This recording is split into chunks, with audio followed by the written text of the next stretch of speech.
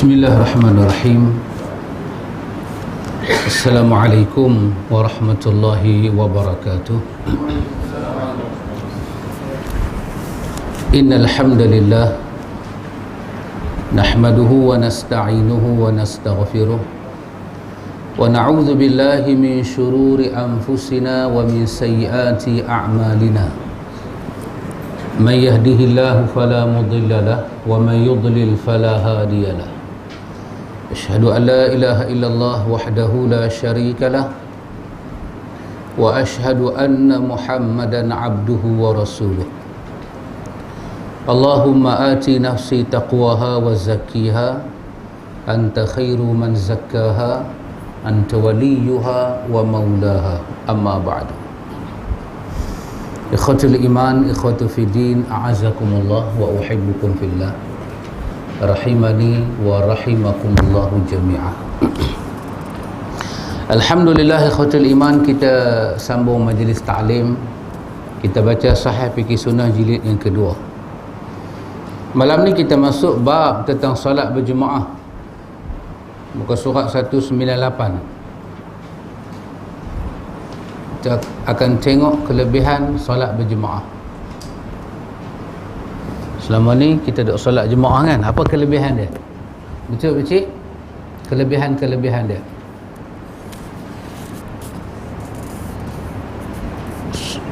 Sama ada solat ikhwatul iman, sama ada kita solat ataupun lain daripada solat, dia tak akan lari daripada dua perkara. Sama ada kita solat ataupun lain daripada solat, maksudnya ibadat-ibadat lain, dia tak boleh lari daripada dua perkara. Pertama, apa yang Tuhan perintah kepada kita, dia lebih bersifat kepada ubudiyah, penghambaan kita pada Tuhan. Yang kedua, dalam penghambaan itu dia mengandungi makna liyabluwakum. Tuhan nak test kita, Tuhan nak uji kita. Jadi apa sekalipun ikhwatul iman Tuhan bagi pada kita, itu satu daripada ubudiyah. Atau kita demam sekalipun, ubudiyah kita pada Tuhan. Dalam demam, solat 5 waktu berjalan macam biasa. Baik sangka kita Tuhan kena jalan macam biasa. Iman kita pada Allah kena jalan macam biasa. Itu adalah ubudiyah. Itu yang kita ambil daripada ayat wa ma khalaqtul jinna wal insa illa liya'budun.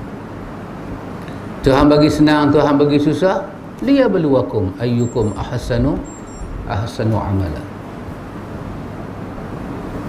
Kerana itu Abu Hurairah radhiyallahu anhu menyebut tentang satu ujian besar Tuhan bagi kepada satu hamba. Ujian besar. Kita, yalah, kalau orang tu, Ustaz, saya kena uji apa pandangan Ustaz, kita kata insya-Allah ada hikmah. Insya-Allah ada hikmah. Antara kita dengan kawan yang kena uji, orang tua kata berat lagi bau yang pikul. Berat lagi bau yang pikul. Mata kita tengok dia pun kita dah golek kepala dah. Nyengek dia kena uji. Tapi dia yang tanggung uji tu lebih berat. Tapi sebelum kita kena uji-uji pada hari mendatang, kita kena belajar siap-siap apa itu ubudiyah dan apa itu ujian. Kerana yang akan lalui ujian itu adalah kita berseorangan, bukan berjamaah. Walaupun duduk sebelah kita, bini kita, anak kita, dia peluk kita, jiwa kita tetap keseorangan. Maka kita nak kena rawat jiwa kita, kena rawat. Pasal itu kita tak boleh rawat melainkan apa yang Tuhan sebut, ala bizikrillahi tatma'innul qulub, alladzina amanu wa tatma'inna qulubuhum bizikrillah, ala bizikrillahi tatma'innul qulub. Allah bagi tahu rawatan untuk jiwa adalah zikrullah, tapi dengan syarat alladzina amanu, itu adalah jiwa orang yang mukmin. Kalau jiwa fasik, jiwa zalim, jiwa hanya ada penyakit, zikrullah tak akan jadi ubat, dia rablah lagi. Tapi mukmin, dalam hati dia ada iman, walaupun sebesar zarah, seberat zarah, sebesar apa itu, seberat burrah, biji jagung, syair sebesar biji gandum, habbah sebesar bijirin. Kalau ada dan dia rawat jiwa dia dengan zikrullah, mesti akan ada kesan dia. Pasal tu anda tengok dalam hadis Imam At-Tirmizi, hadis Abu Hurairah radhiyallahu anhu, satu ujian besar Tuhan bagi pada satu orang, satu ujian besar. Dia tanggung seorang-seorang. Kemudian Allah Subhanahu wa taala hiburkan hati dia. Tapi kalau dia ada jiwa mukmin, mudah-mudahan dia boleh menghadapi ujian. Tapi kalau dia tak ada jiwa mukmin, masa Tuhan belum bagi ujian, dia pun tidak melatih jiwa dia dengan tazkiyah ni, maka mungkin dia cemas. Nabi SAW sebut, Nabi kata, yaqulullahu ta'ala ya ibna Adam. Nabi kata dalam hadis Qudusi, tapi hadis Qudusi ini martabat ada sahih, riwayat At-Tirmizi daripada Abu Hurairah. Allah kata, ya ibna Adam, idza akhadhtu karimataika fasabarta wahtasabat inda sadmatil ula lam arda laka bisawabi dunal jannah. Allah kata, wahai anak Adam, Allah kata Nabi Rasulullah, ayah kekasih aku pergi beritahu pada dia, sebut daripada aku, ya bena Adam, wahai anak Adam, idza akhaztu karimataika fasabarta, aku ambil kedua mata kamu dan kau sabar. Aku ambil kedua penglihatan kamu dan kau sabar. Wahtasabta inda sadmatil ula, dan masa time aku cabut penglihatan kamu, tak kira lah buta ke, rabun ke, aku ambil, kau sabar. Dan masa doktor kau bagi tahu, kata, Tuan, nampaknya mata Tuan ni dah ada problem, Tuan. Antum bayang, orang yang kena berita itu, apa nak jadi dengan dia? Doktor is okay, keliling dia okey. Bini dia kata, abang tak apalah abang, sabarlah, doktor banyak lagi ada, kita usaha. Dia tu dia nak berjalan ke mana, dia nak tengok apa, dia nak buat apa, dia nak kerja apa, dia nak makan macam mana, nak masuk tandas, keluar tandas ke mana. Sampailah saat dia nak apa dia nak, dah biasa dengan benda itu, dah biasa. Berapa tahun nak biasa? Ya bena Adam, wahai anak Adam, idza akhaztu karimataika, aku ambil dua benda paling mulia yang ada pada diri kamu, penglihatan kamu, aku ambil. Fasabarta, tiba-tiba kau sabar. Wa hasabta 'inda sadmatil ula, dan masa berita tu sampai, penglihatan kau tak ada, masa awal-awal berita tu sampai, kau mengharapkan aku. Maka kata Tuhan, lam arda laka, tak ada benda yang boleh buat aku redha pada engkau, melainkan aku akan pastikan syurga adalah tempat engkau. Masalah dia iman, ikhwatul iman, macam mana kita ni sebelum datang ujian, kena dengar benda ni dulu. Kena dengar. Pasal kata-kata orang Melayu, kecil manis darah tinggi ni ada. Mama ada juga sikit-sikit. Tapi kata-kata ada. Kesan daripada sakit-sakit macam ni, ikhwan, last sekali dia nak attack mata, dia nak attack buah pinggang. Tambah Al-Fadil ni berisiko tinggi. Pasal apa? Lepas makan, sebelum main kuliah makan, lepas main kuliah makan, balik rumah makan, semua kita fi kulli makan. Kita tak mana pun tak ada yang tak makan. Bila kita berumur, mata kita mula korang nampak.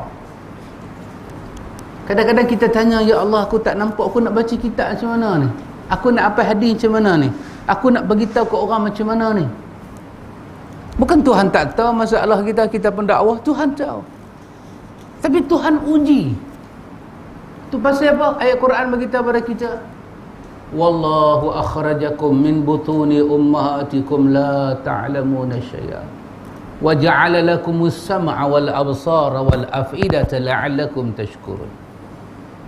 Tuhan yang mengeluarkan kamu daripada perut mak-mak kamu dalam keadaan kamu tak tahu apa nak jadi dengan hidup kamu. Sebahagian daripada tangisan ibu-ibu Arab. Keluar dia tangis anak dia menangisi anak dia. Oh tu syukurlah kau ada anak. Dia kata anakku keluar dengan dia tak tahu apa dia nak tempuh, dan aku pun tak tahu apa dia nak kena. Budak ni nak pergi ke mana ni? Budak ni nak kena apa ni? Tak tahu. Kemudian Tuhan bagi tahu, wa ja'ala lakumus sam'a wal absara wal afidah. Tuhan mula bagi pada dia pendengaran, penglihatan dan hati, perasaan. Untuk apa? La'allakum tashkurun. Itulah modal paling besar untuk mensyukuri nikmat Tuhan. Tiba-tiba Allah ambil mata dia. Nak baca tak boleh. Dulu saya pernah pergi ziarah satu bomo. Bomo pun tak nampak. Masa dia muda dia nampak. Bila dia tua dia tak nampak. Tapi bomo ni istimewa. Walaupun dia tak nampak, dia mengubati diri dia sendiri. Dia pakai skru di kepala dia. Dia duduk skru. Dia kata bila dia skru pelan ketat, dia pelan cerah. Kalau skru tu longgar, pelan kabur. Tapi skru tu tak nampak lah, skru alam ghaib. Masa saya pergi ziarah bomo tu, dia duduk skru. Saya kata nampak tak? Dia kata kabur. Saya kata memang kabur. Ya mai pun malam. Allah uji manusia. Allah uji manusia. Tapi sebelum kita kena uji ni, lah ni kita duk mengaji, kita duk apa ni semua ni ikhwan, alhamdulillah kita kena dengar ni semua. Kena dengar ni semua. Ni adalah rawatan jiwa. Ni adalah syifa rahmat untuk kita. Ya bena Adam, wahai anak Adam, idza akhadtu karimataika, aku ambil dua benda yang menjadi kemuliaan dalam hidup engkau, yang menjadi benda penting dalam hidup engkau. Kalau tak ada benda tu, kau nanti susah. Apa dia? Penglihatan. Aku ambil dia. Fasabarta wa hasabta 'inda sadmatil ula. Masa kau kena benda tu, kau sabar dan kau mengharapkan aku. Sama ada dari segi sembuh balik ataupun dari segi balasan, hikmah di balik apa ini. Allah kata lam arda laka bisawabin dunal jannah. Allah kata aku tidak akan redha bagi apa-apa pahala pada engkau selagi mana kau tak masuk syurga. Aku Tuhan kau tidak akan redha pada engkau. Kau pasti ada tempat dalam syurga kalau kau sabar. Makin tinggi ujian ikhwan, makin besar ganjaran. Allahu akbar ikhwan. Inilah nama dia ubudiyah dan ujian. Ubudiyah dan ujian.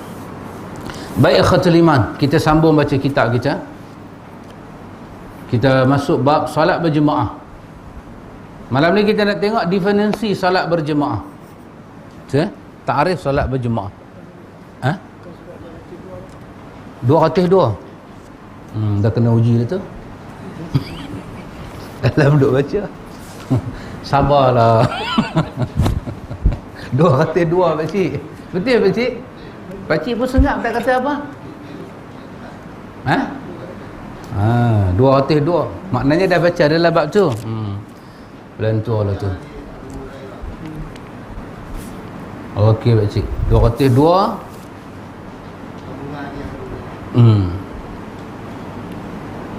Kalau 202 daripada tajuk muka surat 200, iaitu apa hukum solat berjemaah bagi orang lelaki-lelaki. Okey. Maknanya kita dah tengok dah pandangan pertama. Pandangan pertama kata solat berjemaah bagi lelaki-lelaki fardu ain. Wajib. Orang lelaki-lelaki ni wajib. Aqil, baligh, sihat, tak ada uzur, tak ada apa, kena solat berjemaah. Sampai muka surat 22. 202. Kena uji lagi. Allah.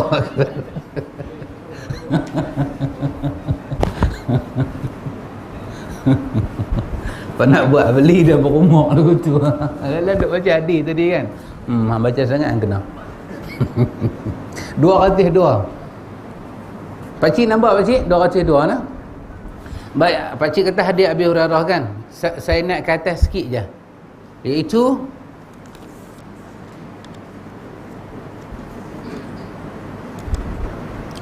menjadikan hadis ini sebagai hujah. Di antara hadis yang para ulama ambil pandangan yang pertama, itu mazhab Imam Ahmad, mazhab Ibnu Taimiyah, mazhab Imam Ibnu Hazmin, mazhab Imam Atha, mazhab Imam Al-Auza'i, mazhab Abu Thur di kalangan para tabi'in dan yang turun ke bawah. Ini nama-nama yang kata salat berjemaah untuk lelaki-lelaki wajib. Di antara hujah mereka pada muka surat 201 tu, hujah Nabi nak pergi bakar rumah orang. Betul? Nabi kita jadi imam Ustaz kan? Aku nak pergi bakar. Baik. Bila hadis itu diangkat untuk jadi hujah kata wajib solat berjemaah bagi lelaki-lelaki, para ulama yang kata sembahyang berjemaah ni tidak fardu ain, dia jawab.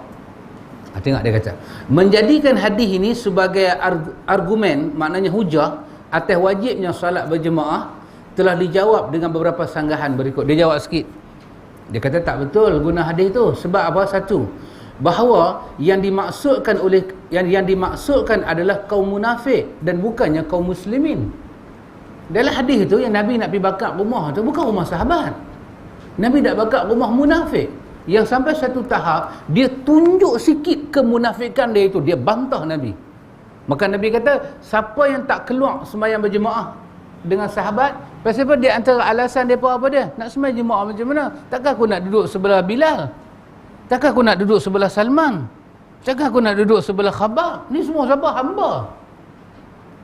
Dan aku bukan boleh pilih sah mana aku suka. Dan mereka ni pun bukan pergi sekolah punya orang. Data aku duduk situ, pergi dah duduk tempat lain dan nak himpit aku juga. Pasal apa? Itu cakap dia. Maka dia kata, kami tak mau keluar solat berjemaah, melainkan Nabi bagi satu safnya khas dekat kami. Atau tengok pokok ni duduk ada zaman Nabi bersih. Maka bila sampai peringkat itu, Nabi kata, aku nak tengok perangai dia ni tarah mana.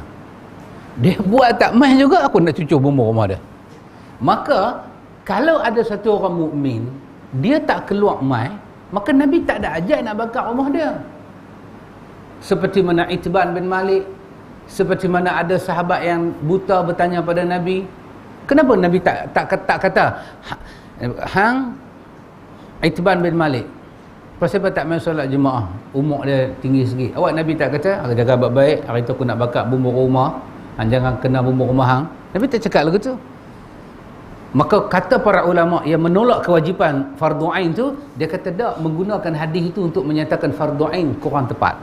Yang kedua dia kata, Rasulullah sallallahu alaihi wasallam hanya berkeinginan dan belum pernah melakukannya.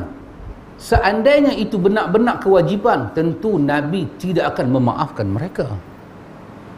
Dan cuma hani semua dalam bentuk hamiyah apa dia? Aku nak buat. Tapi tak ada satu rumah Nabi buat lagi. Sedangkan pada hari Nabi cakap tu, yang tak mai situlah. Maka hanya itu sekadar nak menunjukkan fadilah, dia kata saja, bukannya fardu ain. Boleh nampak tak nah? Kan saya nampak seorang-seorang. Boleh nampak nah? Boleh betul? Yang ketiga dia kata bahawa yang dimaksudkan salat yang Nabi nak bakar itu adalah salat Jumaat. Sebagaimana disebut dalam riwayat lain, bukannya salat Jumaat.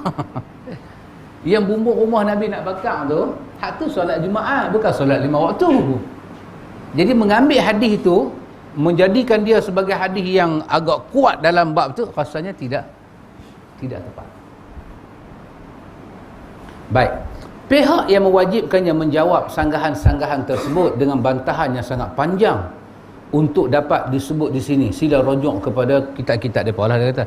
Lepas tu pihak yang kata fardu ain, Ibnu Taimiyah jawab dalam Majmu'ul Fatawa, dahsyat dia kata. Jadi dia kata dia tak mau sebut hujah-hujah yang panjang, cuma sekadar kita tahu.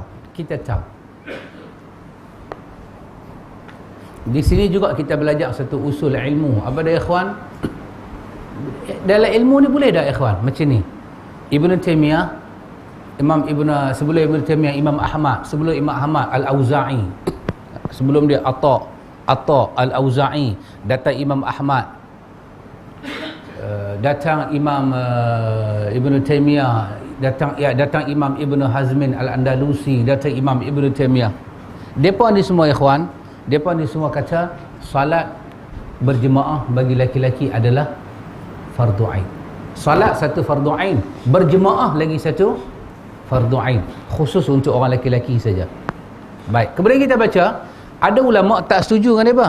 Boleh tak ulama yang tak setuju dengan depa ni, bila dengar depa cakap lagu tu, duduk diam-diam sudah, apa nak pergi jawab? Boleh tak? Habis dia pun nak kata wajib kan. Ya, kalau kita kata solat jemaah tu wajib maklum, apa ruginya? At least masjid penuh lah boleh. Betul tak? Penuh lah.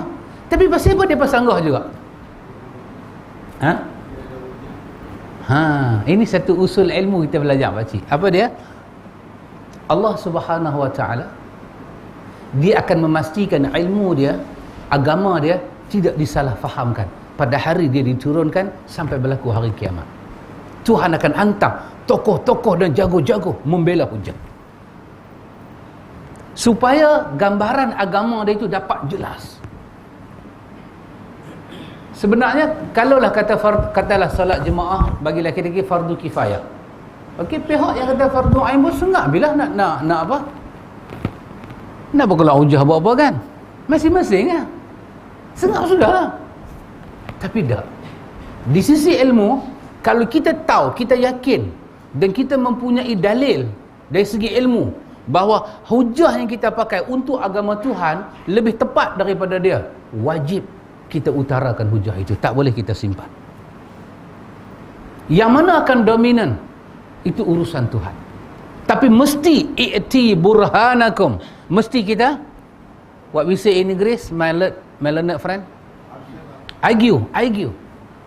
Pakcik kita bahasa apa? Antu bahasa Melayu, saya kata bahasa Inggeris. kita kena argue. Kita kena. Kalau kita duduk diam, tak apalah, pakai itu sudahlah. Kita masyarakat kita kalau muafakat, masyarakat sepakat, muafakat berkat.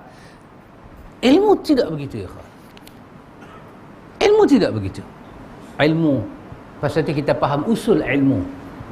Bila ada ulama ni cakap, ulama ni nak cakap. Ada ulama ni cakap, ulama ni nak cakap. Kita kata, tengok semua dia tunjuk pandai mengelirukan umat. Tidak. Yang keliru ni hak tak mengaji. Hak tak mengaji duduk keliru. Yang mengaji tak akan keliru, sebab itu adalah usuluddin. Dia adalah prinsip di dalam agama. Kita ambil daripada surah Al-Baqarah kan, 112 kan, qul hatu burhanakum in kuntum sadiqin. Bawa burhan, bawa dalil-dalil dan hujah, iqamatul hujah, dirikan hujah, bukan emosi, bukan marah, bukan perasaan. Quran kata in kuntum sadiqin, kalau kamu sangka dakwaan kamu tentang agama aku itu benar, mana burhan dia? Maka tak boleh kita kata pada pandangan saya beginilah, lepas tu kita tak keluarkan hujah, sedangkan itu agama Tuhan. Kita salah. Itu prinsip dia nah. Baik. Pihak yang kata wajib ni, dia main lagi dalil-dalil dia. Di antara yang keempat hadis dia, sambungan daripada minggu sudah, hadis Abu Hurairah, dia berkata seorang laki-laki buta datang kepada Rasulullah sallallahu alaihi wasallam seraya bersabda, wahai Rasulullah, tidak ada orang yang menuntunku, membawaku ke masjid. Lalu dia meminta keringanan pada Rasulullah sallallahu alaihi wasallam untuk salat di rumahnya. Semula Rasulullah sallallahu alaihi wasallam, bukan semula, pada mulanya Rasulullah sallallahu alaihi wasallam memberikan keringanan padanya. Ya Rasulullah, saya nak salat di rumah boleh tak? Nabi kata okey pada awal. Namun ketika dia pergi, Rasulullah sallallahu alaihi wasallam memanggilnya kembali seraya bertanya, apakah engkau mendengar suara azan? Dia menjawab, ya. Rasulullah sallallahu alaihi wasallam menyatakan, kalau begitu penuhilah suara azan tersebut. Hadis ini hadis sahih riwayat Imam Muslim. Lepas itu nanti kita akan tengok para ulama yang menjawab hadis ni. Ya, maka siapa yang dengar suara azan, sepatutnya dia sembahyang di masjid lah. Tapi jangan disebahkan azan dengan mikrofon. Kalau azan dengan mikrofon tu, mahal-mahal punya mikrofon pakcik, buka, betul-betul punya buka. Azan di sini pakcik, dengar. Tapi kalau azan pakai suara ni, agak-agak rumah siapa dengar? Azan di sini, sini, sana, depan sikit, dengar. Pakcik balik. Daripada sini azan tanpa mikrofon, rumah Bali dengar tak? Sampai rumah Pak Man dengar tak? Pak Man pengurusi lama nah. Mesti kita ingat. jasa Pak Man di sini. Allahumma ighfir lahu warhamhu. Dengar tak? Kalau tak pakai apa? Tak pakai apa boleh buat bising? Had ni lah. Tapi kalau pakai, dengar tak? Kalau pakai, dengar. Maka bila sahabat azan dengan suaranya agak tinggi, maka antum bayang, hak si buta ni, dia dengar azan, rumah dia tak kat mana? Maka tak menasabah dia sembahyang di rumah. Itulah jarak yang mewajibkan sembahyang fardu ain. Itulah jarak dia. Maka rumah dia keliling masjid, dia tak akan pergi jauh. Cuma masalah dia tak nampak. Kena berkata dengar azan tak? Dengar. Kalau begitu Nabi kita sembahyang. Maknanya daripada rumah dia, kalau dia meraba-raba macam tu, taklah pergi sampai jauh mana. Kan? Meraba-raba tengok terlepas sampai awak dah. Awak jauh sangat dia pergi. Hak tu jauh sungguh. Dekat-dekat. Sementara suara azan tu dengan duk meraba nak pergi tangkap suara tu duk utama mana, dan mereka pun qaryah tu. Maka Nabi kata sembahyang di masjid. Maka kata pihak yang menyatakan tidak wajib ain ni, dia kata tak boleh juga hadis ni jadikan sebagai hujah yang mutlak untuk kata fardu ain. Tengok lagi. Pihak yang kata wajib ni bawa lagi hujah kelima. Tengok. Yang bestnya tak ada siapa bawa hujah kepala otak. Semua bawa hadis. Kita macam mana? Antara sangat Anjora, hantar guru-guru berapa kali mimpi? Kita tanya. Anjora sikit. Itulah hujah kita, ikhwan. Tengok hujah dia apa? Yang kelima, hadis Malik bin Al-Huwairis, dia berkata, sesungguhnya Rasulullah sallallahu alaihi wasallam berkata pada kami, pada saat itu aku datang kepada beliau bersama orang-orang daripada kaumku. Yakni yang mana? Depa ni duduk dengan Nabi berapa hari? 20 hari. 20 hari dia duduk dengan Nabi. Masuk hari ke-21 pakcik, Nabi tengok macam-macam duduk jadi dah. Maka Nabi pun hambat balik. Nabi kata baliklah. Hak duk bercakap dengan tiang kurma pun ada. Tengok anak orang lagu duk menangis, nampak anak sendiri, Nabi kata sudahlah, 20 hari tu pun kira lama dah. Hampir Nabi kata Assalamualaikum. Masa dia pun nak balik, Nabi kata benda ni dalam hadis Bukhari ni. Nabi kata, "Idza hadaratis salatu falyu'adzan lakum ahadukum wal yu'ammakum akbarukum." Nabi kata jika telah tiba waktu solat ni, Nabi kata pada Malik Al-Huwairis, hantar hang balik kampung hang, semayang macam aku semayang. Hadis ni lah yang di ujung dia keluar, sallu kama ra'aitumuni usalli. Nabi kata, wahai Malik bin Huwairis, balik sana semayang macam aku semayang. Macam mana? Bila waktu semayang dah masuk, maka hendaklah salah seorang daripada kalian mengumandangkan azan. Nabi ajak semayang azan. Dan hendaklah yang paling tua dari kalian bertindak sebagai imam. Maka pihak yang menyatakan wajib, dia kata cuba tengok dalam hadis Bukhari ni, Nabi tunjuk sifat salat. Nabi kata azan, lepas tu mesti ada imam, mesti ada jemaah. Maka mana boleh sembahyang seorang-seorang? Mesti sembahyang berjemaah. Lepas tu dia bawa lagi hadis nombor 6, hadis Abu Darda.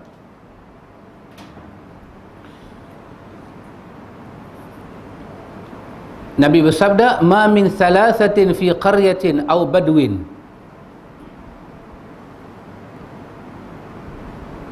la tuqamu fihimus salah illa istahwadha alaihimus syaitan. Fa'alaika bil jama'ati fa innama ya'kulu dhi'bul qasiyah." Nabi kata tidaklah 3 orang berada di satu kampung atau dusun di mana salat berjemaah tidak ditegakkan di tengah-tengah mereka, kecuali syaitan telah menguasai mereka. Oleh kerananya hendaklah engkau sentiasa berjemaah, maka serigala itu hanyalah memakan kambing yang terpisah daripada kawannya. Dia kata hadis ni nak kata apa pula? Buat main satu-satu hang pandai dia jawab kan. Ni nak kata apa? Siapa-siapa solat sendiri, dia macam mana satu kambing yang keluar daripada kambing yang banyak, setan senang serigala makan dia. Itulah umpama orang sembahyang solat, setan senang perkuda dia. Pihak yang menyatakan tak wajib fardu ain ni, dia jawab, Dia jawab. Dia jawab. Dia kata yang pertama, tengok elok-elok hadis ni. Nabi kata setan senang perkuda dia. Bukan Nabi kata batal sembahyang dia. Bukan Nabi kata tak sah. Kalau sembahyang tu tak sah, takkan Nabi mendiamkan hukum? Kalau sembahyang seorang-seorang ni, tak boleh. Mesti berjemaah juga. Nabi akan cakap apa dalam hadis ni? Antum boleh bayang, benda tu benda wajib. Tiba-tiba Nabi tak terang wajib. Nabi buat contoh-contoh lain. Buat contoh serigala lah dengan tu. Tak, bukan begitu dia kata. Maka ini lebih terang menunjukkan kepada kita salat bersendirian itu dengan salat berjemaah, kelebihan ada pada salat berjemaah, bukan bersendirian. Tapi bukannya tak sah. Tak apa. Jawab lagi, buat mai lagi satu adik. Nak jawab apa lah lepas ni? Diriwayatkan daripada Ibnu Abbas radhiyallahu anhuma, Rasulullah sallallahu alaihi wasallam bersabda, "Man sami'an nida falam yujib salata lahu illa min uzrin." Barang siapa mendengar suara azan dan tidak memenuhi seruan azan, maka tidak ada salat baginya kecuali uzur. Ni Nabi kata dalam hadis ni, dalam hadis Ibnu Abbas ni, Nabi sebut dalam hadis ni. Nabi kata dalam hadis ni, siapa yang, hadis ni hadis Hakim Ibnu Majah. Nabi kata siapa yang dengar azan, tiba-tiba dia tak pergi sembahyang di sana, kalau tak ada uzur, maka tak ada salat untuk dia. Pihak lawan dia jawab. Dia kata cermat sikit pakai hadis. Dia kata apa? Dan yang benarnya adalah bahawa riwayat ini mauquf. Mauquf di sini adalah dhaif. Mana boleh pakai sebagai hujah? Ada mauquf sahabi boleh jadi sahih, tapi mauquf di sini mauquf yang dhaif. Hadis ni ada dhaif. Sengak pilih kawan tu. Dia buat main lagi satu hujah apa tu. Maksudnya dia tak jemu-jemu nak tegakkan hujah sebab dia takut orang salah faham dengan sunnah Nabi dan agama Tuhan. Dia buat main lagi satu hujah. Dia kata dari Abdullah bin Mas'ud, dia menyatakan, sungguh engkau telah melihat kami dan tidak ada yang tertinggal dari solat berjemaah kecuali orang munafik. Abdullah bin Mas'ud kata pada para tabi'in, lah ni hampa tengok kami solat jemaah. Zaman kami dulu, siapa tak solat jemaah dengan Nabi, itulah puak-puak yang munafik. Yang telah diketahui kemunafikannya atau orang yang sakit. Zaman Nabi tak ikut Nabi di belakang dua aja. Satu kerana uzur, kedua kerana fi qulubihim marad. Bahkan orang yang sakit benak-benak berjalan dipapah oleh dua orang hingga tiba di tempat solat. Dia menyatakan, sesungguhnya Rasulullah telah mengajak kepada kita sunan al-huda, petunjuk dan hidayah. Dan di antara sunan al-huda adalah salat di masjid di mana azan dikumandangkan. Hadis ini hadis Imam Muslim. Hadis ini hadis panjang, dalam Riyadhus Shalihin pun ada. Dan di tengah-tengah hadis itu, Abdullah bin Mas'ud kata apa dia? Dia kata sepatah, walau taraktukum sunnat nabiikum la dhalaltum. Dalam hadis ni, kalau kamu tinggal satu sunnah Nabi kamu pasti akan sesat. Kamu pasti akan sesat. Baik. Bila sampai hadis ni, pihak yang tak setuju dengan dia pun nak jawab apa? Dia kata jawab juga. Dia juga jawab belum. Dia kata ini adalah perkataan sahabat yang hanya berisikan hikayat. Ini perkataan sahabat. Ini Abdullah bin Mas'ud yang duk cerita. Dan kebetulan pula sahabat Nabi banyak-banyak duk ada, dia seorang je cerita, yang lain tak cerita apa pun. Takkan nak ambil itu sebagai hukum? Hukum di kalangan para sahabat dia kena ijma'. Ijma' baru jadi hukumnya maksum. Ini pandangan satu orang. Riwayat seperti ini tidak bisa dijadikan sebagai dalil atas wajibnya salat berjemaah. Kemudian di dalamnya terdapat dalil mengkhususkan ancaman pembakaran rumah yang terdapat dalam hadis Abu Hurairah hanya untuk orang-orang munafik. Lebih-lebih jelas kita tahu Nabi nak bakar tu rumah orang munafik. Maka macam mana kita nak buat?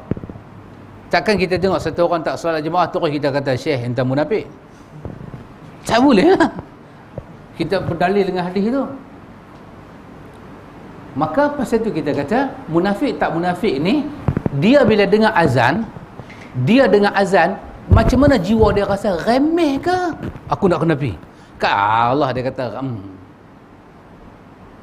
duk azan dia kata, bukan tak boleh main di rumah, Tuhan bukan tak tahu apa kita buat. Kalau itu hujah dia dan dia cakap macam tu di hati dia dan nampak sangat dia cakap tu meremehkan, maka hati dia sudah ada penyakit. Tapi kalau satu kawan dia dengar azan, aduh ya Allah, seronoknya kalau boleh pergi solat jemaah, tapi tak larat lah nak pergi hari ni. Jiwa dia meremehkan tak? Tak kan? Han nak kata dia munafik tak? Dah. Maka pasal itu tak boleh kata solat jemaah untuk laki-laki itu wajib ain. Tak boleh kata wajib ain, dia kata. Kena kata wajib juga, tapi kifayah. Bagi siapa? Bagi siapa yang tak ada masalah. Kalau ada 100 orang, 20 orang ada masalah, maka yang tak ada masalah pergi. Dia punya hujah nak pergi macam tu. Baik. Selesai bab dalil-dalil, lebih kurang 8 dalil pihak yang menyatakan wajib solat jemaah ni dia bawa. Sekali pandang tu tengok semua dalil dia tu sahih belaka. Kan? Sahih belaka. Tapi bila main dengan kawan duk bantah ni, dia pun macam kita kan. Kita kata ni yang syak. Tengok pula pandangan yang kedua. Pandangan yang kedua, solat berjemaah tidak diwajibkan sebagai fardu ain. Ini adalah mazhab jumhur, mazhab Abu Hanifah, mazhab Imam Malik, Imam Syafi'i. Cuma mereka berselisih, apakah solat berjemaah hukumnya sunnah atau sunnah muakkad atau fardu kifayah. Ini pandangan ulama yang kedua. Ulama yang kedua kata solat berjemaah ni tetap fardu, tapi bukan fardu ain, tapi fardu kifayah. Dalam duk kata fardu kifayah tu pecah lagi. Dia kata nak kata fardu kifayah mutlak tak leh, tapi dia jenis muakkadah ni dituntut. Dalam duk bincang-bincang, dia main pula lagi satu pecah. Dia kata sebenarnya sunat je. Lagi duk bincang, lagi duk bilonggang. Lagi duk bincang, lagi duk bilonggang. Tapi tak apa, at least kita nak dengar hujah dia macam mana. Yang kata fardu kifayah ni siapa dia, ikhwan? Imam Abu Hanifah Nu'man, Imam Malik, Imam Syafi'i. 3 jagoh besar. Dia kata fardu kifayah. Tadi bila pihak hak kata fardu ain cakap, depa lagu duk bantah kan. Ni dengar, depa cakap, depa tu nak bantah macam mana pula. Baik, dia kata, apa dalil yang menyatakan solat berjemaah untuk lelaki-lelaki ni fardu kifayah? Fardu kifayah apa maksud dia, ikhwan? Fardu ain bagi sebahagian orang. Maknanya solat jemaah ni orang lelaki-lelaki kena pastikan. Kifayah dalam bahasa Arab bermakna sebahagian. Time kerja dalam kampung ni, dalam kampung apa? Paya Terbong ni, lupa dah nama tempat. Dalam kampung kita ni Pak Cik, time kerja Isnin sampai Jumaat kerja kan. Baik, bila orang keluar pergi kerja, dan orang keluar pergi kerja tu sampai waktu sembahyang lah. Baik, tiba-tiba azan. Masa azan tu, berapa ramai orang lelaki-lelaki yang tak kerja dan tak sakit duk ada di Karyah ni, yang dia tak sibuk. Ada cepung api cepung amai Pak Cik, katalah ada 30 orang saja, katalah kan. Saya kampung kita pun tak besar sangat, 30 orang. Maka bila kata kifayah, bila azan berkumandang, daripada 30 orang ni kena pastikan 15 orang datang sembahyang berjemaah. Itu nama dia fardu kifayah. Mai 2 orang tak selesai fardu kifayah. Pasal kifayah bermakna sebahagian kena tunaikan. Kena tunaikan dengan apa? Dengan sungguh. Kena tunai itu dengan merasa besar perintah tu. Fardu kifayah. Seorang mai, dia lah azan, dia lah buka masjid, dia lah imam, dia lah makmum, dia lah kamat, dia lah bagi salam, dia lah selawat sorang-sorang dia, lepas tu dia lah tutup masjid balik. Dari segi pahala Pak Cik, dia akan dapat pahala yang tak mai tu. Tapi dari segi masalah, yang tak mai tu akan tanggung masalah depan Tuhan.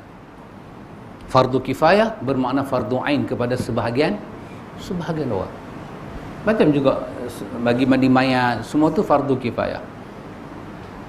Sebahagian orang nak kena bagi mandi mayat. Yang tak bagi mandi mayat, bukan boleh buat duduk saja. Dah kena fikir apa yang mayat tu perlu lagi. Keluarga dia perlu apa? Keuangan. Daripada bagi mandi mayat, kita duduk balik rokok tunggu. Dah. Kena fikir. Pasal dia fardu kifayah. Apa nak kena buat? Dah kawan tu bagi mandi mayat, kita kena fikir nak usul macam mana. Kita kena fikir kapan macam mana. Kita kena fikir lepas ni anak dia tinggal berapa orang. Itulah fardu kifayah. Bukan kata 3 orang tu buat, hak lain semua tak ada payah apa, selamat dah, depa 3 buat dah, kita dah selamat. Dah, tak selamat lagi. Hakul muslim alal muslim, tak selesai lagi. Hak lain nak kena lagu fikir. Dia tinggal anak yatim macam mana ni? Pergi cari borang zakat, nak buat kat anak dia. Fardu kifayah, berkaitan dengan mati. Bukan boleh duduk sengak. Itulah maksud fardu kifayah. Walaupun Imam Syafi'i kata fardu kifayah, tapi dia bukan makna macam kita kan, hampa buat aku tak payah. Tak, bukan macam tu.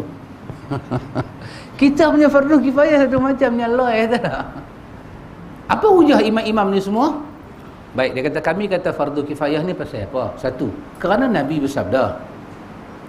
Nabi sebut dalam hadis dia, Nabi kata salatul jamaah tafdulu salatal fadhi bi 27 darajatan. Nabi kata sembahyang berjemaah itu lebih utama, lebih afdal, lebih besar kelebihan dia, darjat dia dibandingkan salat bersendirian. Dan juga berdalil dengan hadis-hadis yang semakna dengannya. Maka mereka menyatakan pengutamaan ini menunjukkan atas kesamaan keduanya pada pokok keutamaan. Ini menunjukkan bahawa salat berjemaah bukan fardu ain, sebab tidak bisa dikatakan bahawa melakukan perbuatannya wajib lebih utama daripada meninggalkannya.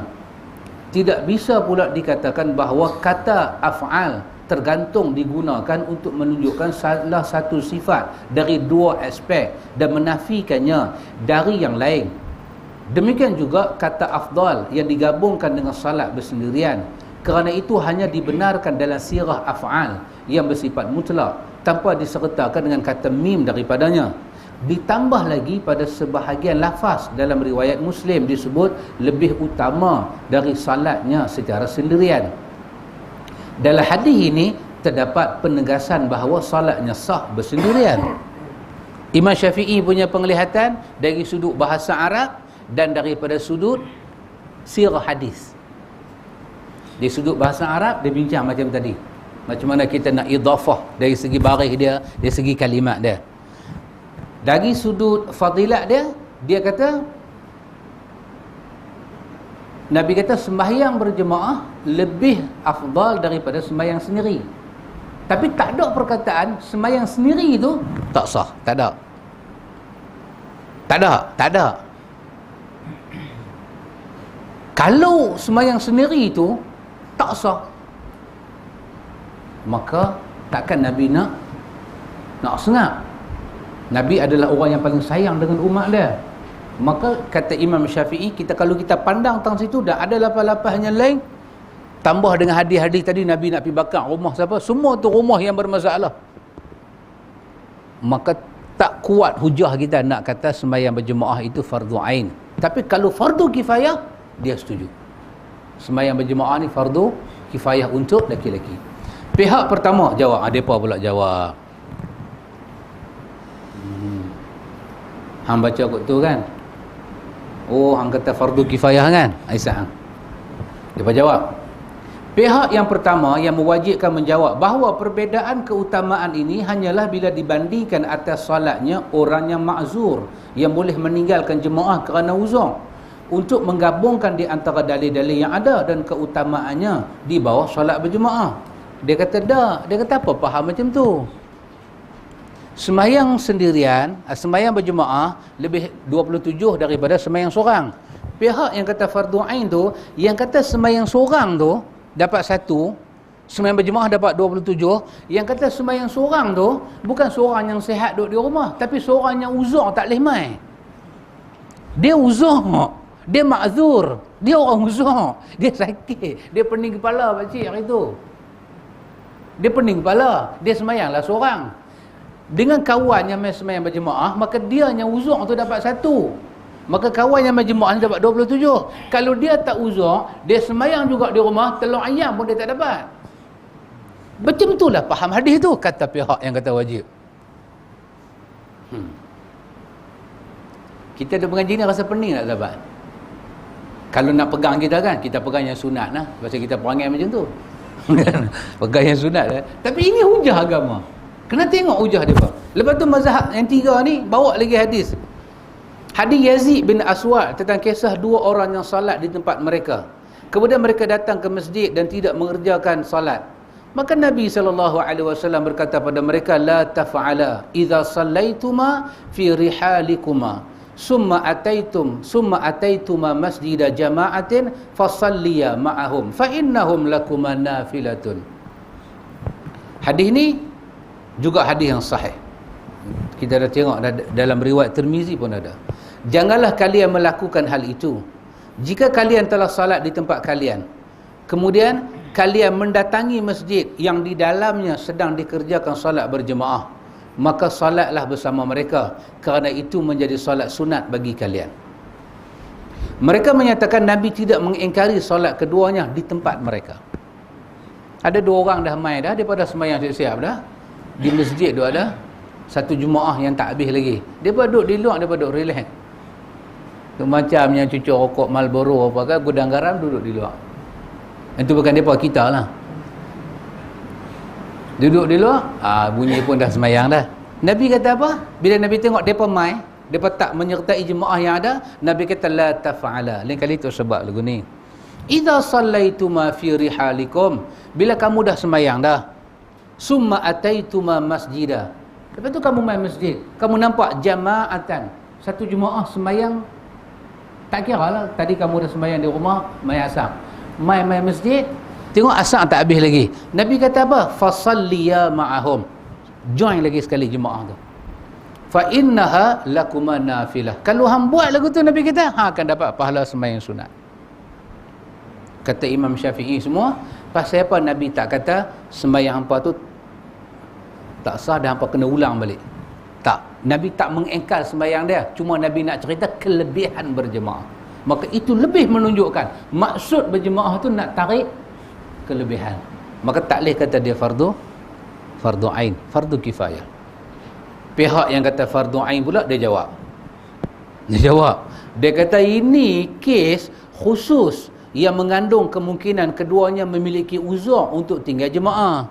Dia kata dah, kok mana pun nak kena takwil, depa ni uzur. Pasal tu Nabi kata lagu tu, depa ni uzur punya orang. Dia jawab. Bukti dia lebih jelas kata depa uzur, pasal depa mai dan Nabi suruh depa semayang juga. Dan Nabi kata jangan duduk di belakang orang duduk semayang di depan. Pergi semayang, dapat pahala sunat. Artinya jemaah ni fardu ain, bukan sunat, dia kata fardu ain.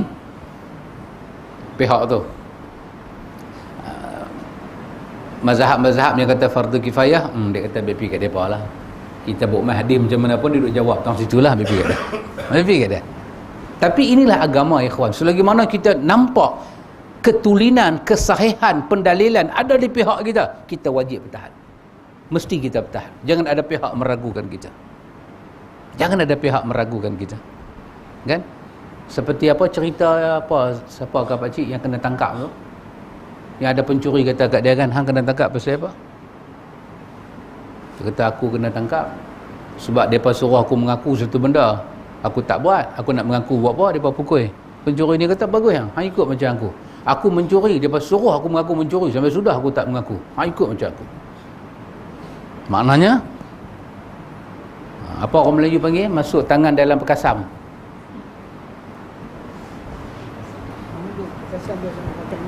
Menyeluk pekasam sampai tangan, sampai pakai lengan, bukan pergi seluk pekasam tu.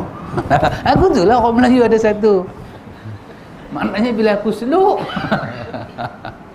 selagi tak ada tanda pekasam tu kena baju aku akan bagi tahu kat hangpa, aku seluk tung pekasam, bukan tung beras ke tung gandum dah, aku seluk tung pekasam sampai lekat di ujung tangan. Betul kan macam tu pakcik? Kan pakcik ada pandangan yang lain?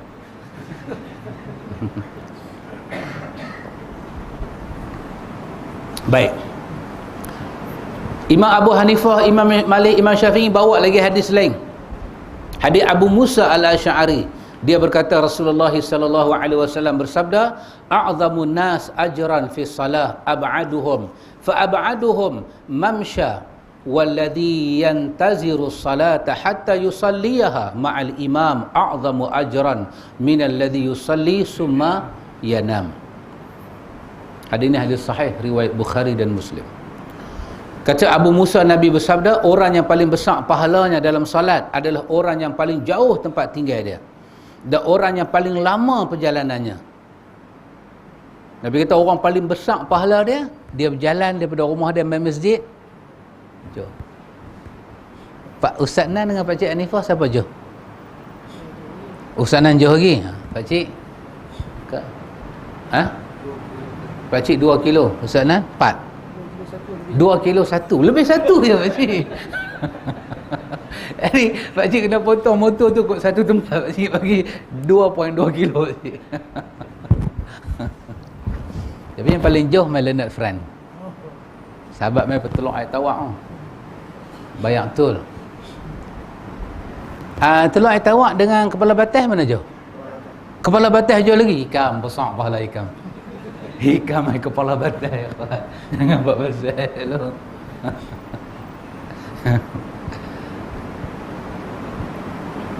Dan orang yang menunggu salat hingga dia mengerjakan bersama imam lebih besar pahalanya daripada orang yang mengerjakan salat sendiri kemudian dia tidur.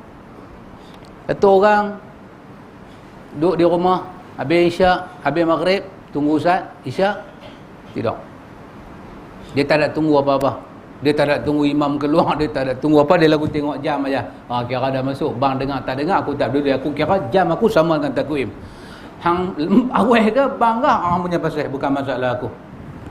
Dia pun hampak sejadah, Allahu Akbar semayang. Habis-habis lempak sejadah, terus tidur. Nabi kata apa? Orang ni tak ada kelebihan sangat. Yang ada kelebihan siapa dia? Dia tunggu sampai imam keluar. Maka macam kita lah ni duduk tunggu. Kita lah ni duduk tunggu. Sementara imam nak keluar, kita buat kuliah lah. Sementara imam nak keluar kan, kita duduk Ustaz. Macam cara kita betul ni Pakcik, betul. Dah habis kuliah, saya sahabat kita pergi azan. Dah habis azan iqamah. Dah habis iqamah, imam masuk. Lepas tu kita sembahyang berjemaah beramai-ramai. Dah betul dah. Lepas tu kalau ada teh tarik kita kena, yang tu lagi betul, yang tu lagi betul. Jangan duk pergi ubah tak mana-mana dah yang tu. Betul dah cara kita tu. Allahu Akbar. Lafaz Imam Muslim hingga dia salat bersama imam secara berjemaah. Hadis ni secara jelas menunjukkan persamaan orang yang salat bersendirian dan orang yang salat berjemaah dalam pokok pahala. Kawan tu semayang, kawan ni pun semayang, sama. Tapi kawan hak duduk berjemaah ni dia dapat 27. Allah suka mai di rumah Tuhan ni, Tuhan suka. Sekali lagi dia ada bab. Bab apa? Bab solat berjemaah tu nak buat di mana? Di padang ke, di rumah ke, di dewan ke, di masjid ke, di surau ke? Tu bab asin. Kita kata solat berjemaah besar pahala. Lepas tu solat berjemaah pula di rumah Tuhan. Allahu Akbar. Macam ni. Tahiyatul masjid 2 rakaat. Hadis-hadis yang cerita, ambil ayat semayang berjalan ke masjid, ambil ayat semayang berjalan ke dewan, ambil ayat semayang berjalan ke supermarket, berjalan ke account safe. Tak ada pula kata pahala apa? Diangkat, dosa dibuang. Tapi daripada ambil ayat semayang di rumah, berjalan mai ke masjid, dicerita, dihapus kesalahan, diangkat darjat dalam hadis-hadis yang dah lepas kan. Besar ganjaran dia. Penulis berkata, inilah dalil mereka yang paling kuat pada pandangan aku. Penulis kata dia rasa ni kuat sikit, fardu kifayah. Hadis Ibnu Umar bahawa Rasulullah bersabda dalam perang Khaybar, Nabi kata, man akala min hadhihi syajarati ya'ni as-thum fala yaqrabanna masjidana. Barang siapa memakan dari tumbuhan ini, iaitu bawang putih, maka janganlah dia mendekati masjid kami. Hadis ini hadis sahih riwayat Bukhari dan Muslim. Dalam hadis lain yang semakna dengannya, mereka menyatakan ini tidak terlepas dari salah satu 2 perkara. Pertama, memakan makanan tersebut adalah mubah dan salat berjemaah tidak diwajibkan sebagai fardu ain. Yang kedua, solat berjemaah adalah wajib dan dilarang memakan makanan tersebut. Sementara jumhur berpendapat bolehnya memakan makanan tersebut, hingga solat berjemaah tidak diwajibkan sebagai fardu ain, sebab boleh meninggalkannya kerana memakan barang tersebut. Nabi kata apa? Nabi kata man akala min hadhihi syajarah, yakni as-sum. Sum ni apa dia? Bawang putih. Nabi kata siapa makan bawang putih mentah, lepas tu dia peluh, bau bawang putih itu keluar, Nabi kata jangan, fala yaqrabanna masjidana, jangan mai masuk sembahyang berjemaah. Jadi para ulama bincang hadis ni, bawang putih boleh menyebab satu orang tak sembahyang berjemaah. Kalau sembahyang berjemaah ni fardu ain, makan bawang apa pun hak Nabi. Tapi pasal apa hampir makan bawang putih tu, tak mai pun tak apa. Bawang putih sudah jadi leceh. Pasal apa? Pasal dia bagi, ialah zaman hari tu bukan ada kipas, ada aircon, ikhwan. Dia bila dia peluh, dia bau. Makan Arabnya belahak tu. Arabnya belahak lain macam. Dia saja belahak mai kat muka kita. Perangnya tu Arabnya, sebahagian tu awak tu Arab yang Pak Pandiang ni, apa jangan buat pasal. Aku nak belahak, dia main betul-betul kat kita. Oh, dia bagi berangin macam. Kita kena lena 2 saat. Bawang putih. Maka tu salah. Jadi, kalaulah makan bawang putih itu, Nabi kata jangan masuk sah, tak payah sembahyang berjemaah. Kalau sembahyang berjemaah itu fardu ain, tak boleh ada penghalang. Tak boleh ada penghalang. Maka ada satu pendapat yang kata wajib, dia kata tak. Dia kata bawang putih tu lain bab. Bila dekat-dekat nak sembahyang, tak boleh makan bawang putih. Lagi 4 jam. Quran kata apa? Apa? Dalam surah An-Nisa, wala taqrabus salata wa antum sukara. Janganlah kamu pergi sembahyang dalam keadaan mabuk. Ayat tu turun, arak belum diharamkan lagi. Maksud dia apa? Orang makan arak banyak dah, tapi bila waktu tu makin hampir, Nabi tak suka. Dia kata macam itulah juga bawang putih. Maka tapi kalau dah makan bawang putih, Nabi tak suka. Nabi tak suka. Nabi kata tak usah duduk main-main dekat dengan masjid lah, tak usah main dekat dengan masjid lah. Kalau sembahyang itu fardu, takkanlah ada benda boleh menghalang kita. Maka Imam Syafi'i kata ini lebih jelas menunjukkan pada kita dia fardu kifayah. Pihak yang kata fardu ain jawab bahawa solat berjemaah itu wajib dan tidak sempurna kecuali dengan meninggalkan bawang putih. Oleh kerananya wajib tidak memakannya ketika nak solat. Dia faham? Dia kata tak ada kok mana pun bawang putih ni bab lain. Bab dia bila dekat-dekat nak solat jangan duk pergi makan bawang putih. Pasal apa? Bawang putih ni dia terbit bau. Dia tak boleh menghilangkan fardu ain. Sebab apa? Dia buat kawan sebelah kita tak khusyuk dengan perangai arak-arak lagu tu kan. Tengah-tengah duduk ni dia nak belahak, dia pusing kepala. Dia baca balik iyyaka na'budu. Kawan tu satu macam punya cat and dog, duk pening dah. Jadi dekat-dekat nak sembahyang, bawang putih tak mau makan. Tapi kalau dia makan juga bawang putih, dia tetap kena main sembahyang, tetapi dia telah melanggar apa yang Nabi habaq pada dia. Itu pihak yang kata wajib.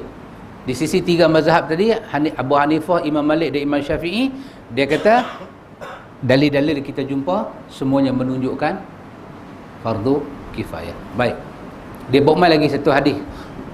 Bisa juga berdalil dengan hadis tentang seorang yang salat di belakang Muaz yang memanjangkan bacaannya, lalu dia menyingkirkan dan salat bersendirian. Kemudian Muaz melaporkan kepada Nabi SAW dan beliau tidak mengingkarinya. Dalil ini dijawab bahawa sikap imam memanjangkan bacaan adalah suatu uzur untuk meninggalkan salat berjemaah. Imam Syafi'i kata, kan ada kes yang berlaku pada Muaz bin Jabal, dia jadi imam, dia baca panjang. Kawan tu ingat dia nak baca wasama'i wat tariq kan? Dia bagi Baqarah. Kawan ni ketak di belakang pakcik. Mungkin dia tak tahan, apa dia buat? Dia mufarakah, dia bagi selesai sembahyang dia, terus dia start kuda dia pergi rumah Nabi, dia habaq, ya Rasulullah, tengok Sa'ad Mu'az dia buat perangai, dia bagi Baqarah. Jadi Mu'az punya duk ingat, kata Nabi sembahyang malam Nabi baca Baqarah, sebab kita tak boleh baca. Mungkin Mu'az tak tahu Nabi sembahyang malam tu sembahyang tahajud, bukan sembahyang isyak. Yang sahabat mai ikut belakang tu volunteer. Dia habaq kat Nabi. Bila kes tu berlaku, Nabi tak kata pada kawan mufarakah ni, sembahyang tak sah, dah kena buat balik. Nabi tak kata. Nabi faham keuzuran dia tu. Nabi pesan pada Mu'az, lain kali cukup Nabi kata, iza sallaital jamaah falyaqra wasyamsi wadduhaha. Kalau kamu sembahyang berjemaah, cukuplah baca wasyamsi wadduhaha ataupun surah-surah apa pun yang tak terlampau panjang. Kalau sembahyang jemaah ni fardu ain, dia tu tetap kena bersama imam. Baqarah ke apa ke, tak boleh mufarakah. Tapi Nabi tak marah dia mufarakah. Pihak yang kata fardu ain ni, dia jawab. Dia kata sembahyang tetap berjemaah, tetap fardu ain. Tapi kalau ada imam tak cerdik lagu ni, itulah sebab-sebab boleh mufarakah. Nah, tu tengok dia jawab. Baik. Lah ni kita nak pegang yang mana? Fardu ain ke fardu kifayah? Fardu kifayah lah nampak murah sikit. Cara kita. Tapi tengok apa dia kata, pendapat yang rajih dalam masalah ni. Dah tengok dah dua dalil ni, dia kata mananya agak rajih. Satu rajih, satu marjuh. Marjuh maksud dia apa? Yang agak dhaif, agak tak kuat. Rajih yang agak kuat. Baik. Tidak diragukan bahawa menggabungkan antara hadis-hadis di atas jika memungkinkan, maka itulah yang tetap menjadi keutamaan.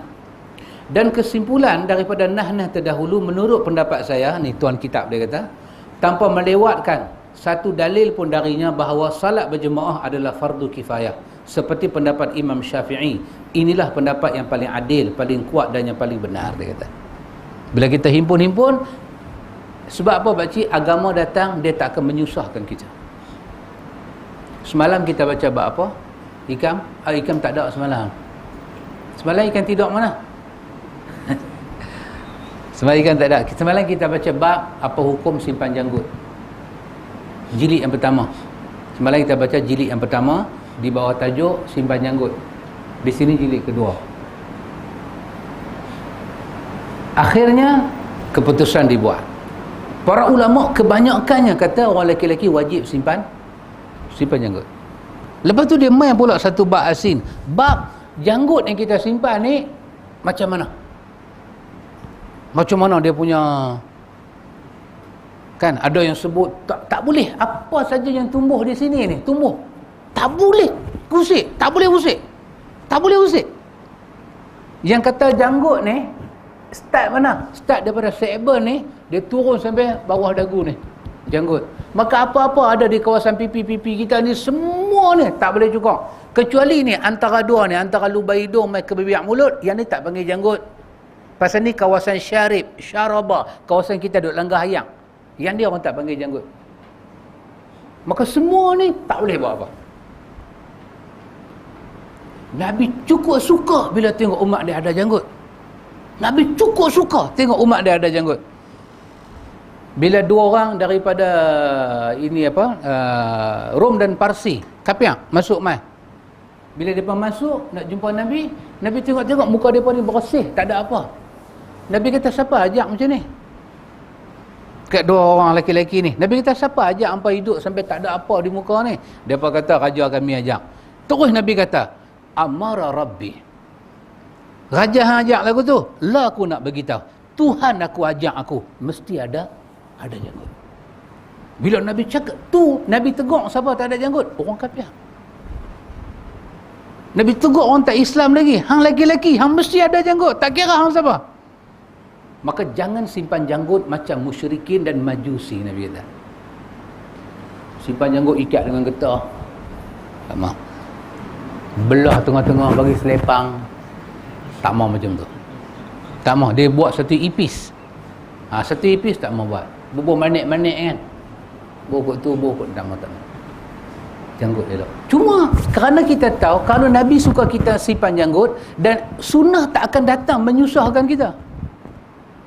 Atau hari ni ada beberapa pekerjaan tak boleh ada janggut. Tapi kita nak simpan janggut juga. Maka ulama bincang, janggut ni yang mana yang kata wajib tu? Yang mana yang kata orang lelaki-lelaki mesti ada janggut? Kira kata para ulama bahasa, sekadar bila orang tengok kita, orang iktiraf janggut ada, telah selesai. Kalau kita nak belah bagi panjang, kita belah dia lagi panjang, kelebihan atas kita. Nampak kita makin apa? Karisma kita tu nampak. Kita punya apa? Macam kita tengok Pak Long kan, tengok saya, oh nampak Pak Long tu mantap akidah. Pasal apa? Janggut. Tengok mamak ni, alamak cerodong lagu ni. Kan? Tengok kemantapan, tengok Pak Cik nampak mantap. Bila Pak Cik gelak pun janggut tu beringgut, oh ni mantap, ni cara gelak Ahlus Sunnah wal Jamaah. Oh nampak karisma. Jadi panjang mana, lebar mana, atas Tuan punya pada. Tapi kalau kita kata awak mesti simpan janggut, panjang dia kurang-kurang segenggam, bawah segenggam baru awak boleh potong. Kalau kita letak had macam tu, dia nanti susah.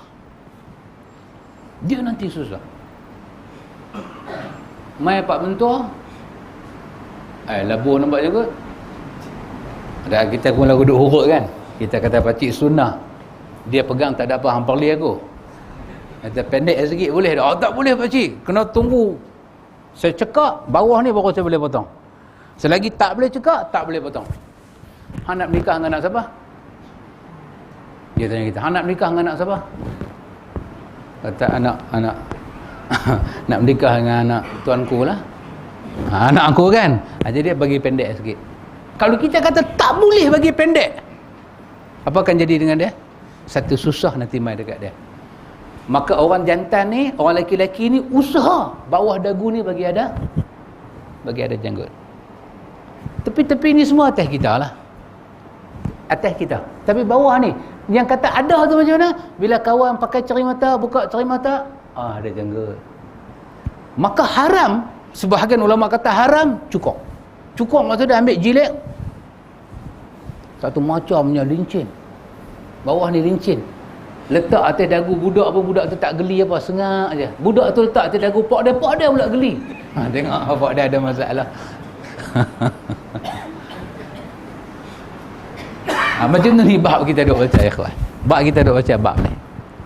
Bab ni kita duk baca ni ikhwan, akhirnya kesimpulan dibuat. Kalau kita kata sembahyang Jumaat ni fardu ain, mesti buat di masjid. Ada orang kerja tak boleh tinggal kerja dia. Orang kerja pelantak minyak. Kita duduk atas kapal terbang, driver lori. Tak ada kemudahan macam kita. Maka tak mungkin kata Imam Syafi'i agama ni dia mai dengan satu kelebihan besar, tapi dia had sebahagian orang yang boleh buat, lagi sebahagian hilang kelebihan tu. Tak mungkin dia kata. Maka kata penulis kitab ni, nampaknya bab ni fardu kifayah itu lebih munasabah. Lebih munasabah. Inilah pendapat yang adil. Dia kata lebih adil, lebih kuat, lebih benar.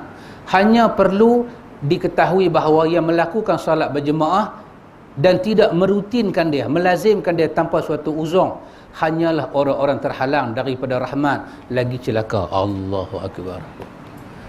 Tang fardu kifayah tu sedap dah dengar. Hak belakang tu apa sedap. Siapa-siapa yang tak ada ingat nak pergi sembahyang berjemaah, ni adalah orang-orang yang terhalang daripada rahmat, dan tanda celaka tu ada kat dia. Allah Pakcik. Nak kata apa? Dilihat dari segi betul lah. Sampai tapak kaki kita tak boleh pijak rumah Tuhan ya. Ada siapa saya dengar ceramah baru ni, bagus juga ceramah tu. Dia kata di antara tanda rumah celaka. Tahu tak macam mana kita beli rumah, kita nak tahu rumah kita tu rumah bagus ke, rumah celaka ke, rumah apa ke, tahu tak macam mana dia kata. Betul, dia bagi petua. Dia kata bila kita beli rumah sampai azan tak masuk langsung dalam rumah kita, dia kata celaka punya rumah. Sampai azan tak masuk, rumah tu rumah celaka dia kata.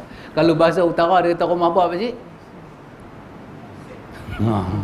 Itulah rumahnya pakcik. Kalau orang utara ni main bola-bola Pinang ni kan, itu sampai azan tak masuk, tak dengar langsung. Dia kata alhamdulillah lah, dia kata selama duduk sini tak pernah dengar orang azan. Alhamdulillah. Tak pernah dengar orang azan, alhamdulillah. Tak punya sengkor ke pakcik yang duduk dah. Itulah ciri-ciri rumah yang tak selamat. Mesti mau dengar azan. Okey, selesai bab solat jemaah. Jadi kesimpulan dia, sembahyang berjemaah ada kelebihan yang besar. Ada dua khilaf para ulama. Orang lelaki fardu ain sembahyang berjemaah, orang lelaki fardu kifayah sembahyang berjemaah. Dua-dua ada dalil. Bila kita compare dua-dua dalil tu lebih rajih, lebih kuat kepada yang kata fardu kifayah. Sebab apa? Sebab agama dia akan datang dengan adil. Dengan adil. Pasal kita punya masalah ni takkan sama. Tajuk baru. Hukum solat berjemaah bagi kaum wanita. Mak Cang, ni tajuk Mak Cang ni. Orang perempuan mai solat berjemaah ni macam mana? Abali, nak baca kan nak tangguh? Mau tengok jam 9.30. Ada berani ke? Pakcik nak baca? Cuba pakcik bayang, kalau baca dia nak fikir apa?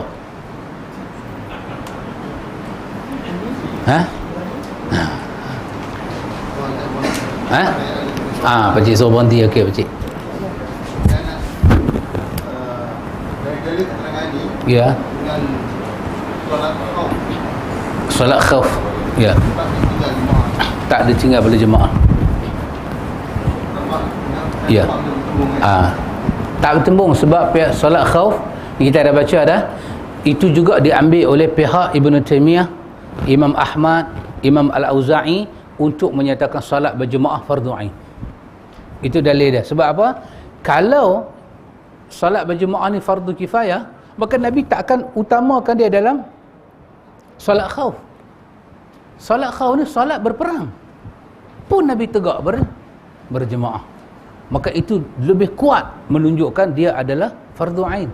Tapi di sisi mazhab Imam Syafi'i, dia jawab, dia kata tak. Sebab apa? Sebab dalam keadaan perang lah manusia kena lebih dekat. Kalau Nabi biar dia sembahyang seorang sana, dah itu keadaan perang. Nabi nak kawal dan nak memberi arahan macam mana? Jadi dia kata itu bukan dalil yang mutlak untuk kata berdasarkan solat khauf tu nak kata solat jemaah tu fardu ain, itu bukan dalil yang mutlak. Jadi cuma kita ni pakcik, kita dah ada ilmu kan, kita dah dengar benda ni, tak salah kita nak ambil satu daripada dua ni sebagai pegangan peribadi kita, tak salah. Cuma kita jangan kata apa-apa ke orang, kita kira dengan cara kita. Dan kita boleh berijtihad. Kita dah dengar dah hujah-hujah dia, kita dah tahu dah martabat hujah-hujah dia. Ijtihad maksud dia apa? What we say in English, make your personal decision. Buat, Melayu panggil apa decision? Decision lah, make keputusan peribadi kita ni. Dah kita baca dah hujah semua, kita rasa saya nak pegang yang kata fardu ain supaya dia boleh melatih jiwa saya. Tafadhal, silakan. Tapi jangan keluar daripada dua ni. Jangan keluar.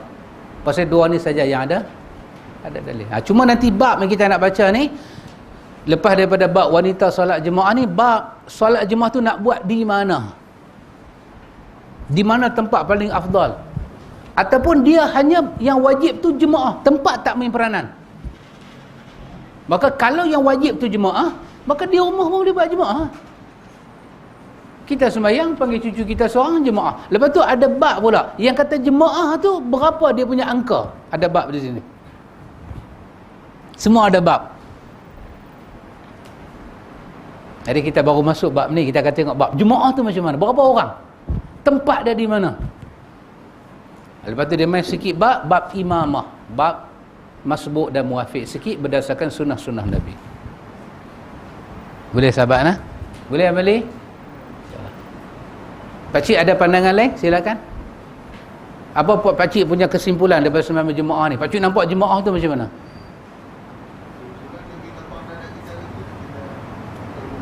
Oh, Alhamdulillah. Alhamdulillah.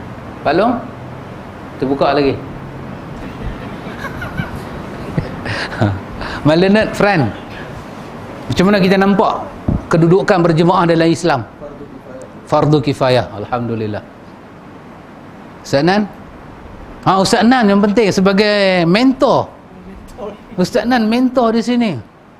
Tunjuk ajarku sifu. Sebagai pemimpin di sini. Jadi Ustaz Nan pegang masjid qaryah. Daripada cok sekolah sampai cok kahwin semua ada di sini. Jadi Ustaz Nan sebagai pemimpin atasan, memimpin masyarakat. Di bawah Ustaz Nan ada macam-macam orang. Oh, masyarakat. Ustaz Nan punya keputusan macam mana? Fardu kifayah. Alhamdulillah. Boleh Pak Cik Nan? Lepas ni Mak Cak, kita akan tengok minggu depan Mak Cak apa hukum solat berjemaah bagi perempuan. Tapi walaupun dia fardu kifayah, yang di ujung tu jangan lupa. Yang di ujung tu dia bagi 1 7 inci punya paku tongkang, dia bagi tang kepala kita. Fardu kifayah, tapi siapa tak mai dia kata rahmat tak ada, celaka punya orang.